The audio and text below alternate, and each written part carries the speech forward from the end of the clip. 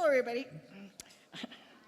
While Bill, Jack, and Woody, also known as the Village's Pops Folk Trio, are getting ready for their next song, I want to tell you about an upcoming fundraiser that the Village's Pops Chorus is sponsoring.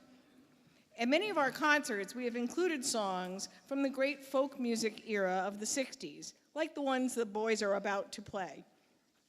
The audience response has been so great to these songs that we decided to put on a good old-fashioned hootenanny early next year. Some of the info is in our program, but let me just give you a little more of a tease. There will be 12 performers from the Pops Chorus, anchored by the trio. They will be joined by the two members of Jack's professional folk group from the 60s and 70s called Plain Folk. You'll hear songs by Peter, Paul, and Mary, the Kingston Trio, New Christy Minstrels, the Brothers Four, and a number of other performers of that era. The show will be at Lake Myona Rec Center on February 8th. The name of the show is Give a Hoot, a fundraising concert for Tutors for Kids.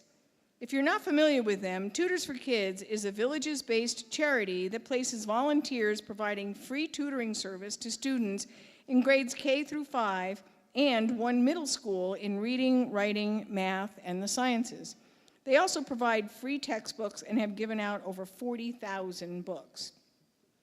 Speaking of education, we want to point out that the three people helping the trio with the next song, helping, I'm not sure, but Dennis and Don from the band and Frank from our bass section are all retired music educators, as are many members of our group.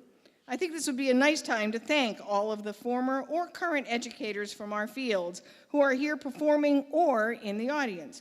Please stand and be recognized for your years of service to education.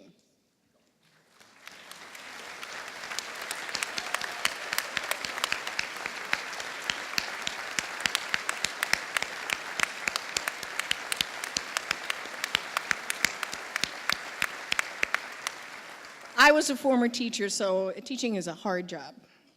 The trio will be followed by the marvelous Bonnie Williams, backed by our rhythm section, telling us the story of, well, let's just remember that behind every successful man is a good woman. Hear that, Bill?